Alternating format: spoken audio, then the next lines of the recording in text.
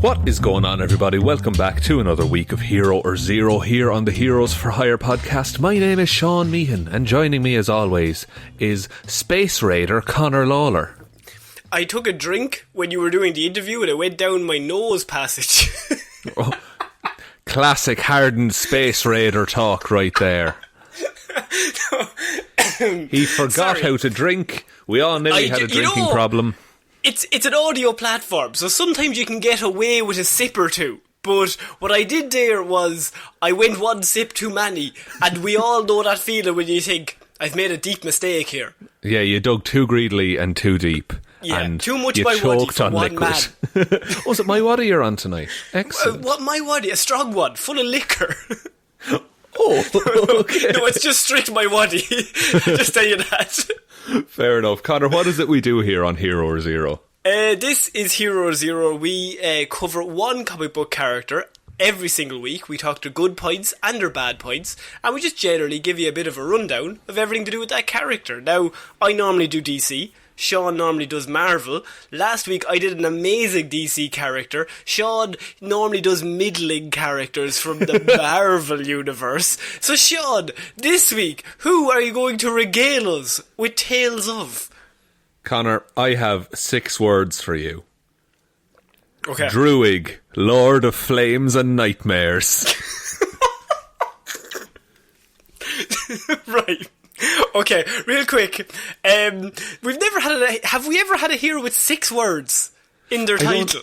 I think this is a record. And like we've had, I think the longest might have been something like I did the Fantastic Four. Technically, Gore the God Butcher. That's 4. Gore the God Butcher. That's it. That is 4. Yeah. But yeah, I think Druig, Lord of Flames and Nightmares might take the victory there. There's a moment there where you were like, fuck, what's his name? What's it? Oh, you had forgotten because it was so long. I have a 5-word memory. I'm like a goldfish. Surely, step 1 of creating a villain or a hero for comic books or any sort of medium is like, we gotta make it snappy and like memorable. Like Superman, it's a nice one. Spider-Man, even better. Captain America, it has a bit of a ring to it. What's this guy's name? Druig, Lord of Flames and Nightmares. Oh, of course. He can't just have a Lord of one. Greedy. Now, in fairness, he does tend to go by Druig, which also sounds very much like an Irish name. That's his maiden name. Please, Druig was my father. Call me Druig, Lord of Flames and Nightmares. It's like I want to be Lord of the Fires, but I also like Nightmares. Do you think when they were writing, they were like, no, Druig, Lord of Nightmares, that's not cool enough. What's cooler than Nightmares? Flames. How do you make something cool? Put flames on it. Put flames on it. But this follows on from my last report I did on Icarus of the Eternals, because Druig is also involved with the Eternals. He's Shaun? Yeah. What are the Eternals? Fuck! Okay. Yes!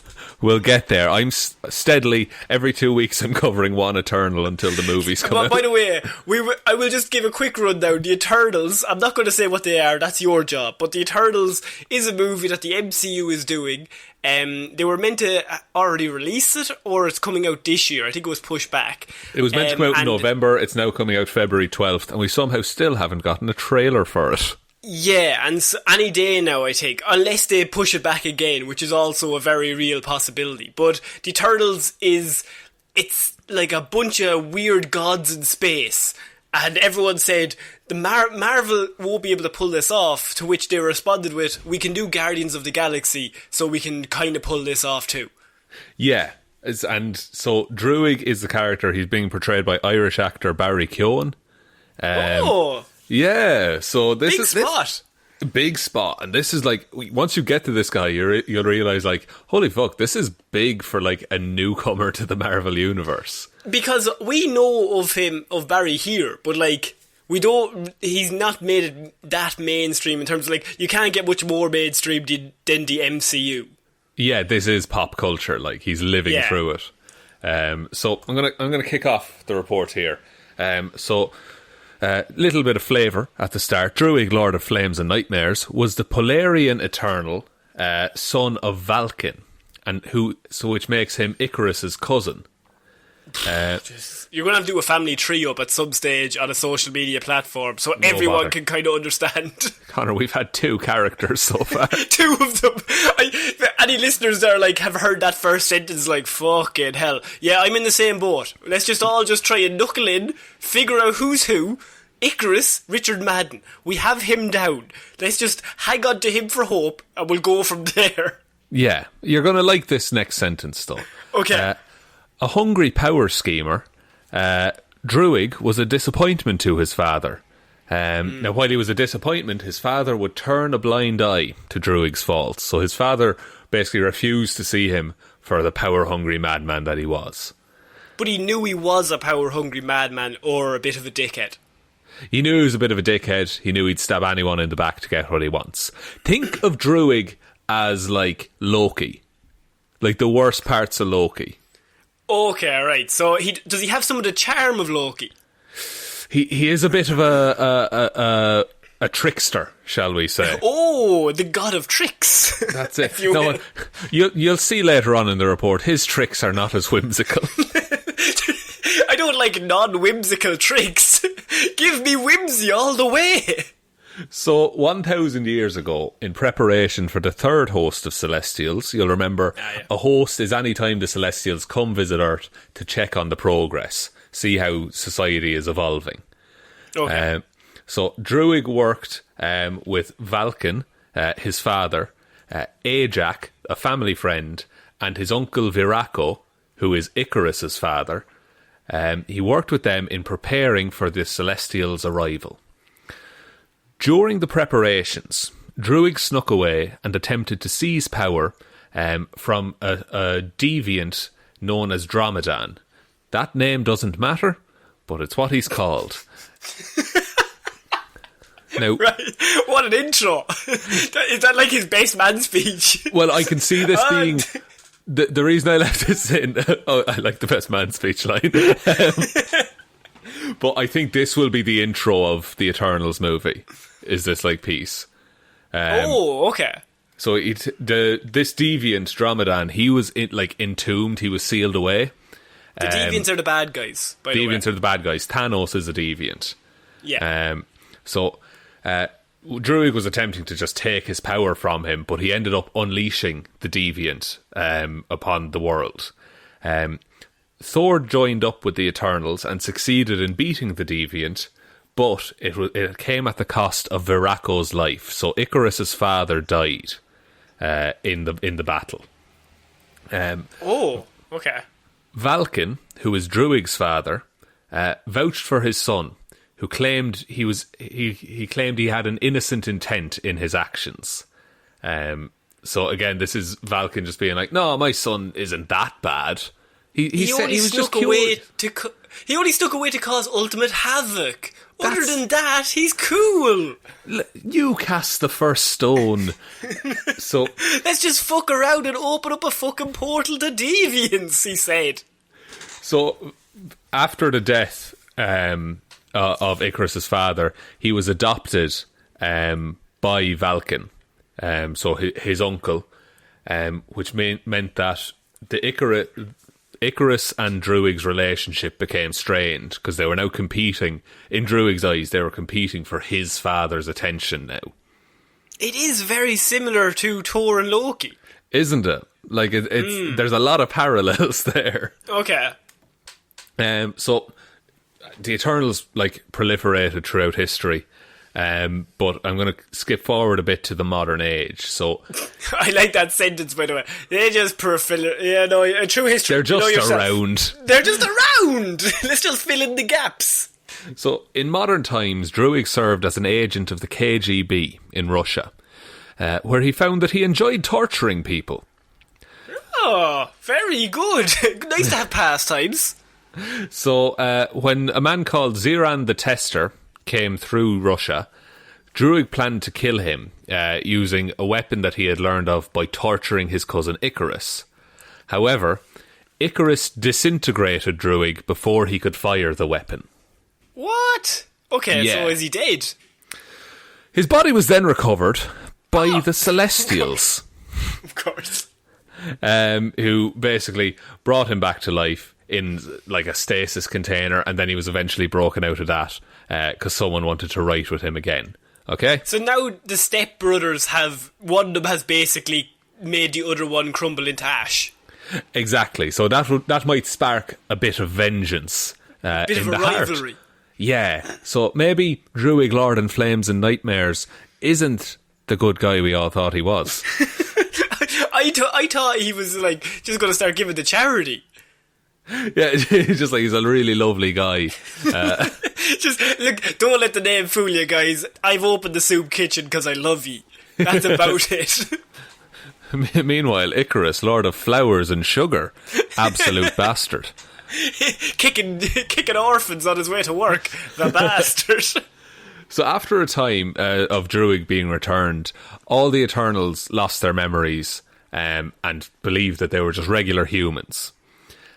During this time, Druig became Deputy Prime Minister of Vorozheika under the name Ivan Druig. Right, okay. That's a made-up country like Sokovia. Yes, yeah, it's Okay. just general Eastern European sounding. Okay. So Druig hired Cersei, who's also an Eternal, to organise a party at the Vorozheikan embassy, asking her to invite wealthy guests and prominent scientists under the guise of promoting tourism to their Soviet nation. Oh, under the guise. I don't like that sentence. Well, you Connor, that film degree didn't go to waste because... Under the guise of giving them money, you mean? No, he arranged for armed men to storm the party, kidnap the scientists, and manufacture a hostage situation. Interesting. Okay, then that's got a different way than I expected. Very true. However, one of his co-conspirators turned against him and ordered the mercenaries to murder Druig as well as the hostages once the scientists were taken away. Okay, so this guy started off as a good guy. He's part of the Eternals and everything. Yes. And through that, he's gone into the bad area. He just became a bit of a dickhead. Icarus killed him, and then they brought him back from the dead because in comic books, nobody is ever dead. They just, a writer leaves, another writer comes back, brings them back. So now he's back and he's full on taken up the mantle of evil guy who is now Prime Minister of his own country, and he's kind of like Lex Luthering it. But now he's also trying to do a coup? Can it be a coup in his own country if he's the Prime Minister? He's the Vice Prime Minister. Vice Prime Minister, I do apologise. So he can very well throw a coup in that case. You can at that stage, yes. So, in addition to Cersei being at the party, there were other... Cersei's being played by Angelina Jolie, I think. Angelina Jolie, yeah. Yeah. So, and I might cover her next time. Maybe. But I'll be honest, her report is a lot. Okay. So, there were other Eternals at the party in addition to Cersei and Druig. And their close proximity created, as we touched on in my last report, the Uni-Mind, where Eternals' minds fuse and become more powerful temporarily. Because of this, they experienced a reawakening of their mental powers. And what's crucial about Druig is he experienced a reawakening of his ambitions. So now he's going to look for jobs at LinkedIn. That's it. He's updated the CV, said Vice Prime Minister. He's had a rough couple of months, haven't we all? Sometimes you wake up in the morning and you think, today's the day. Today's the day I'm going on to start doing a few clicks. Well, it more on Druig's front, it's more so he stopped wanting to be just the Prime Minister and he now wants to be the head of the Eternals. Oh, right. That's a bit of a step up. A bit of a promotion there. I want to go from Vice Prime Minister from a random country to Head of the Gods. I want to be Zeus. Okay, that's fair enough. So, returning to Vorozheika, Druig seized control of an army unit and rounded up all the heads of government. He then had all the people involved at the betrayal at the embassy dragged before him and gave the heads of government a choice. They could either kill a betrayer or kill themselves. Oh. Okay. Classic trickster. There's not a lot of whimsy there. Not a lot of room to manoeuvre. To be fair, Loki does take that guy's eye in Avengers. Not a lot of whimsy there either. No one really touches on that. Everyone just loves how charming he is now. He's a bit of an anti-hero who's taken eyes. He's taken a man's eye. Haven't we all been there? After one government head attempted to kill Druig, he forced the man to kill himself. With this small but bloody revolution, Druig took control of Vorozhika. So now he's the Prime Minister. Yeah, he's very much in like a Doctor Doom position of power at this point. He's a leader of his own country. Exactly, which means he also has diplomatic immunity now. But say it properly if you're going to do diplomatic immunity. Thank you. But does he have godlike powers? He does indeed. So he's just walking amongst humans, but he's just like a god. Yeah, like he has all the powers of an Eternal. But this is more interesting. Okay, that's fair enough. So, as the other Eternals began to awaken, Zuras, who, if you'll remember, is the head of the Eternals at the minute, needed Druig's help in containing the Dreaming Celestial. So the Celestial that's buried in the Arctic Circle and sealed away. There's a lot to cover in this movie. If they're attempting to cover all of this in one film, 2.5 hour film, fair fucks. I looked up the summary. It says it's covering the saga of the Eternals. That's a lot of random names and gods and side quests. Yeah, I look, I'm interested. Let's say that. Yeah, look, let's see if they can pull it off. Yeah, let's see if it pays off, Cotton. So, in exchange for his assistance in this matter, Druig made Zuras vow to leave Vorozhika to him, for him to rule. And Zuras, head of the Eternals, reluctantly agreed to this request. So now he's been left alone. Yeah, in exchange for his help, he just gets to do his own thing now, and they're not happy about it. But he's very powerful, and they need him. They're kicking stones in the street. Like, okay, fine. But like, he's gonna do murders, and we want to stop him. So once the Dreaming Celestial was contained, an arms race began between Zuras and Druig. They were trying to locate other Eternals to build their forces. So Druig found he could brainwash Eternals to his cause, and establish nearly a dozen followers. Right, so he must be charismatic, or is he doing it through powers? No, it is brainwashing. So the Eternals are kind of like... they don't remember that they're Eternals at this point. So when he awakens them, he just fucks with their mind and be like, yeah, and I'm your leader and you serve me and anything I say goes. Oh, okay, alright, that makes sense. Yeah, that's like the Chris Pratt, Jennifer Lawrence film. He just wakes them up from their pod and is just like, I'm unreal. I'm absolutely great. I'm the best. I'm the best. And you love me. Before you went to sleep, you kept talking, oh man, I love that guy who's the Lord of the Flames.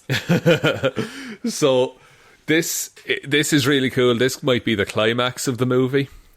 So, during all this arms race, Icarus has become the Prime Eternal. He's become the leader of the good Eternals, shall we say. The King in the North. The King in the North. But Icarus grew tired of allowing Druig to just run free and do whatever he wanted. So what he did was... It's kind of like... He's kind of just like, I've already disintegrated this guy once, and now he's back causing more havoc. Yeah, like Icarus does not like him. It's Thor has become leader and Loki's causing shit and he's just like, fucking hell. I've already solved this mess. I'm done with it. So, because he was tired of allowing Druig to do whatever he wanted, Icarus abdicated any ties to Olympia, which is kind of the leadership of the Eternals. He said, I'm fucking done.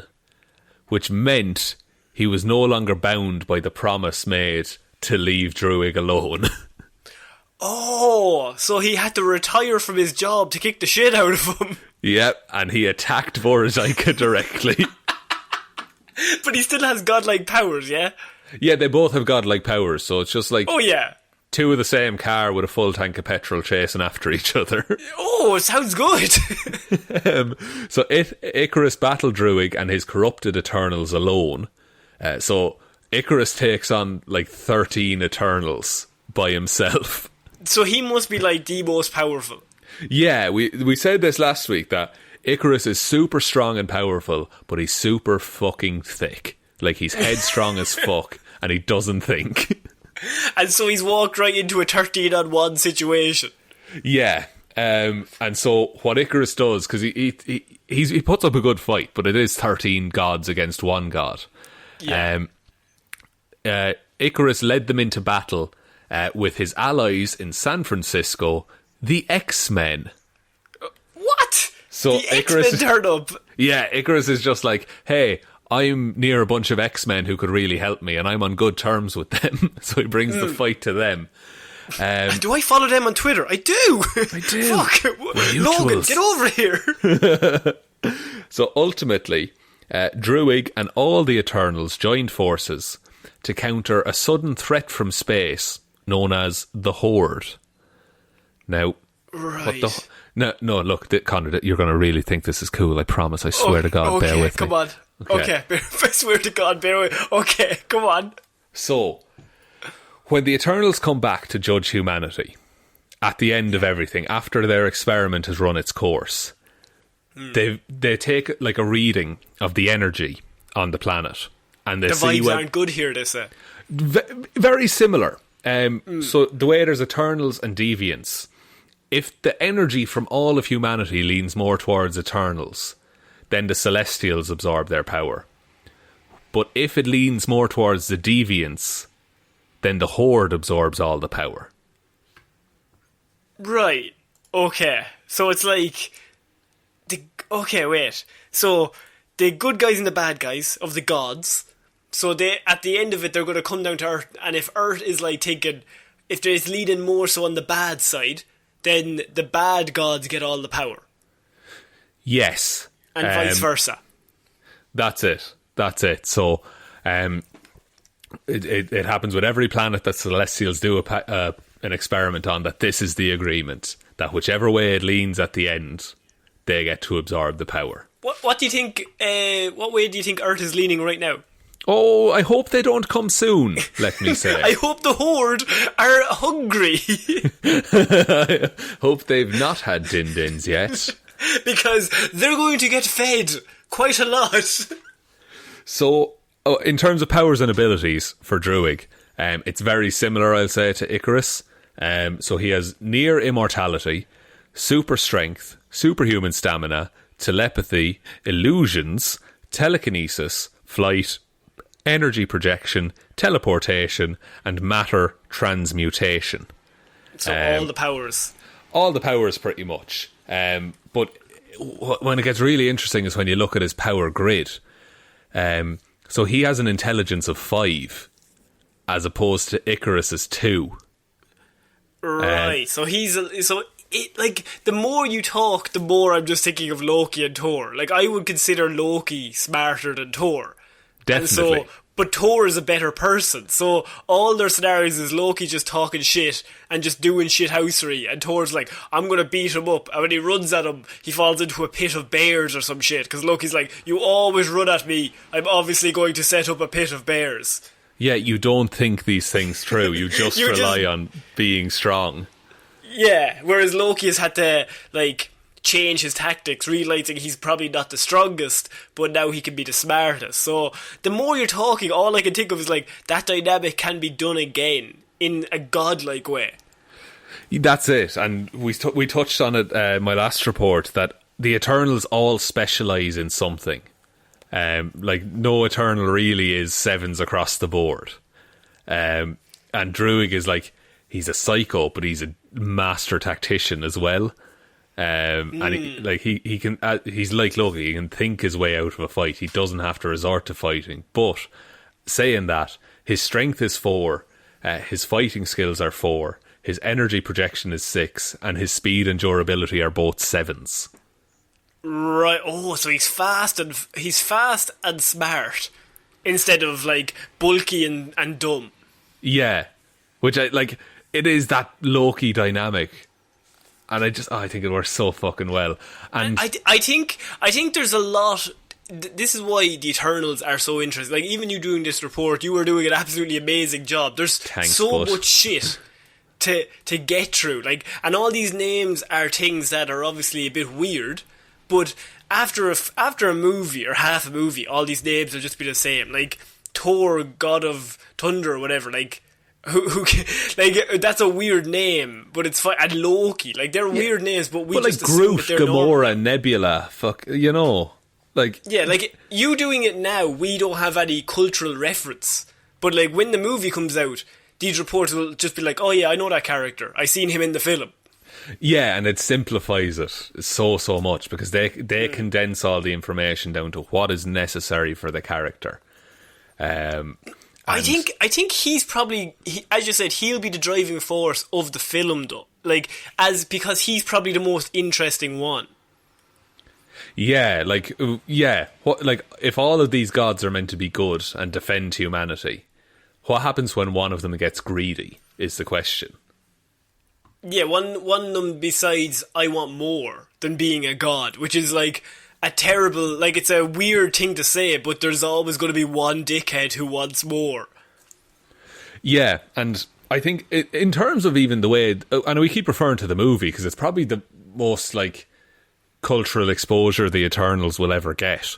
But, like, Richard Madden playing off Barry Keoghan in this dynamic sounds really fucking interesting to me. And Barry Keoghan, I think, is like, Richard Madden is a big enough guy, whereas Barry Keoghan I always think of as smaller. Now, if you don't know who Barry Keoghan is, I would recommend googling him, like, but he's probably of a smaller stature, so it would be very easy for them to fall into those roles of, like, big handsome tough guy who's just like, I'll fuck you up, and then you have the shifty guy who's a lot smarter. Yeah, I think it's Richard Madden very much looks like your typical hero, and as you say, he's built like a superhero. Whereas Barry Keoghan does look like that slightly more reserved kind, but still, like, incredibly. He has a power to him, but he's not showing you until it's too late, kind of thing. I also think of Martian Manhunter when you're going through all of these. Like, they all just remind me of, like, the the Martian Manhunters just in general. Like, that whole race of aliens, because they all have telepathy. They're all super strong, can fly, can turn invisible. And they all have a thing, but the difference is that in the Eternals, every one of them specialises in something. I don't know if that's the same in the DC comic book. I think it's very much seen as they can all do it all.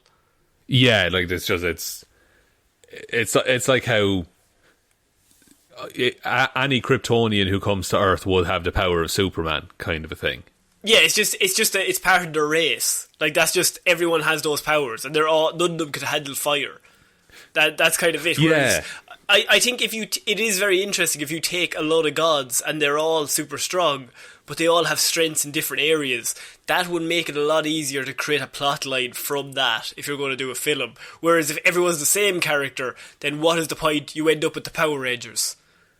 That's it, where they're all equally as good as each other, which means none of them is special. There's no need for 6. What you want is a Teenage Mutant Ninja Turtle situation. You need someone who's smart, someone who's strong. That is what you need.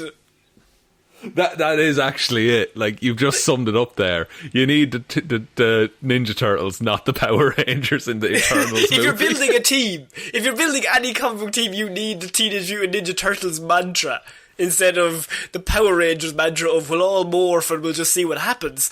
Where in the Teenage Mutant Ninja Turtles, like, a ridiculous idea for a comic book, but they absolutely nail the fact that no matter how ridiculous it is, that they all have their own speciality, so that they all are needed.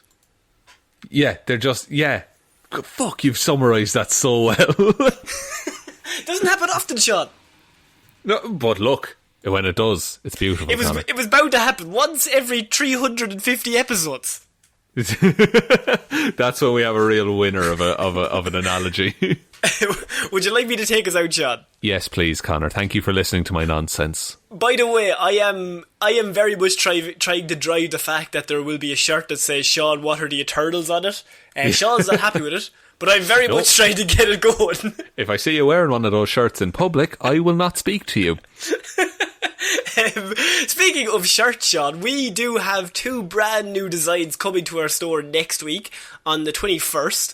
I think that is Thursday of next week. So that will coincide with a 21% off deal that we are going to be running over there. So there's going to be a 21% deal off everything on the store, and there's going to be 2 brand new designs going up there if you want to check that out. The link is down below for the store at the minute. You can get merch with the logo on it at the minute, but if you want to wait a week, then you can get some new exciting stuff. There's going to be some Hero Zero stuff, some other kind of stuff. You know the general vibe. I might put out a teaser during the week. Mike, look at you, social media expert that you are. I can sometimes sign into Facebook every so often. I'd be a madman for those Despicable Me memes. I love a good Minions. You love a Minion. They're like which would you prefer? The Rayman Raving Rabbids or the Minions? Which would I prefer? Neither. Which one do I see more than Minions? That's fair. Okay, I respect that. There was a 4-year span where all I seen from anyone older than me, anyone older than 50 on Facebook, was just Minions. I think that's still going on, isn't it? But you don't have to look at Minions, Sean, because we have a very own Facebook group that is privatised. What's that he if done? you want to head over segued. there, Detective Dibbleman's discussion group that we host over there, if you want to head on over, you can join up to the group and you get specialised comic book and nerd stuff news. There's all the listeners of the show are just all in the group just having a chat. There's no Minions. If I see a Minion post from any of you, you're getting kicked. That's my one rule. You're allowed to say whatever you want to each other, but one Minion, and I'll have to have a long, hard think about it. Also, we are on Facebook and Twitter, and we have our own Facebook page as well. We're on Twitter at Heroes for Hire Pod. The 4 is the number 4. Instagram is Heroes for Hire Podcast, and I think that's about it. We also have a Patreon. It's patreon.com/Heroes for Hire Podcast if you want to support the show. If you head on over there, we put out an extra episode every single month called The Lazarus Pit, where we do a movie review of a selected movie. Now, I will say that we normally give it up to the listeners or to the patrons. We ask them what movie would they like us to review. Everyone's thrown in an idea. They're all in the hat, and then once a month we pull it out and we do a 90-minute review on it. Yeah, and it's generally a really fun time. And also, if you watch the movie beforehand, it's great. But also, I think we do a pretty good job of talking through a movie. Sometimes I have to watch Batman and Robin and my eyes bleed.